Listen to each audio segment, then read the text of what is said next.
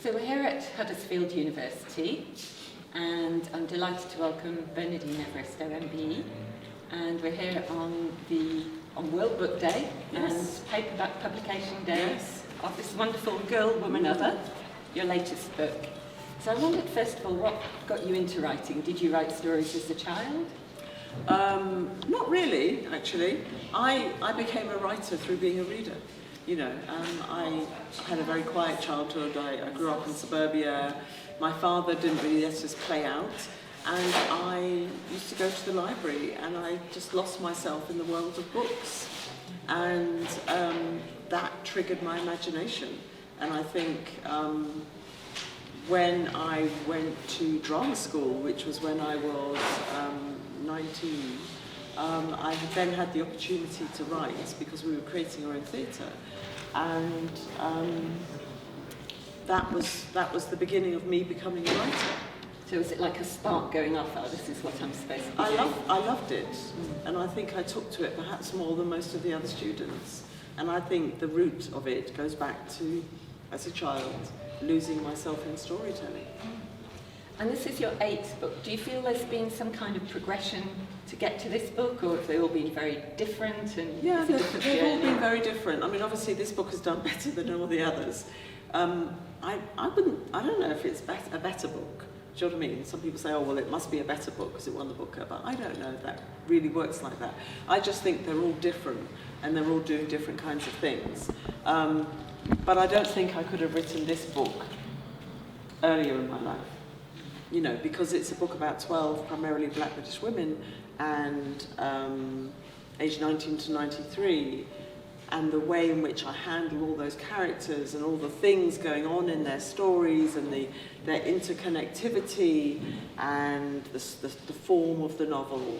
I think I could only have done it now, having written all these previous books that also, most of which, also experiment with form. So I think it's a book that only been written now, and even I don't think I would have conceived of it years ago. And in the planning process, because you have all these disparate characters who all their stories interweave together beautifully, did you have post-it notes all over your office? No, not at all. Did you do it all in your head? Pretty much. Wow. I have seeds of things in my head, and then through the writing, it starts to come to fruition. So I'm not a planner or a plotter, although at some point I do start to think ahead. But the initial impulse is quite intuitive. I have an idea, I start writing, I start to see where it takes me, and then I start to think about structure at some point when I really need to, because I need to think about the architecture of the writing. And all of the characters have very much distinct identities. I don't want to say where do you get your inspiration from, but do any of them reflect yourself, and does one more than another reflect part of you? Yeah, I think there's one character called Amma, who is my age group. She's somebody who's worked in theatre for 40 years, who is kind of based on my younger self.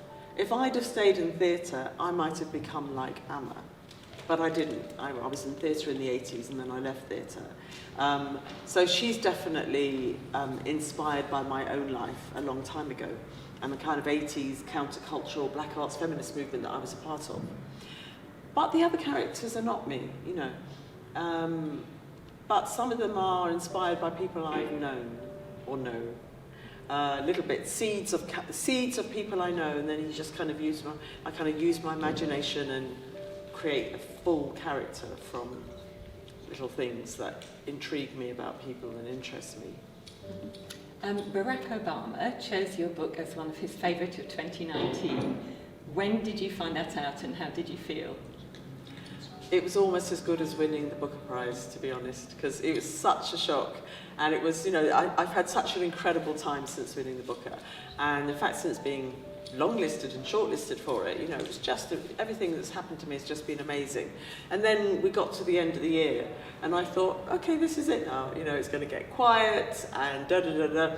And then I think it was the day before the end of the year, and I'd been out, got back, went to bed quite early, and then I was getting all these texts and I was annoyed. I was like, who is texting me at this time of the night? Because it was 10 or 11 or something. And then eventually I got up to have a look, and I was like, what's going on?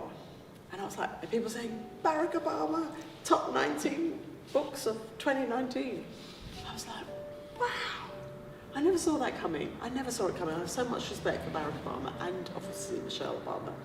And just the thought of the former President of the United States, who I admire so much, reading my book and choosing it, it just flummoxed me and thrilled me and still does today. I don't know about you, but I picture him, reading it as bedtime reading. Absolutely, I do too. And Michelle's trying to sleep and she's saying, Barack, turn the light out. And he's saying, I'm on to Yaz. I've got to read Yaz's story. Got to get to the end of the chapter. So just finally, what next? Well, this year's taken up with touring and just a lot of press and publicity, and the book's coming out in lots of different languages, so I've got to support that and so on. So I'm not really going to get down to writing until next year, and I'm not sure what that will be yet. And I always keep things very close to my chest until they're finished. So even if I knew, I wouldn't say. But actually, the truth is, I don't know. Watch this space. Watch this space, yeah. Bernardine Evaristo, thank you very much. Thank you very much.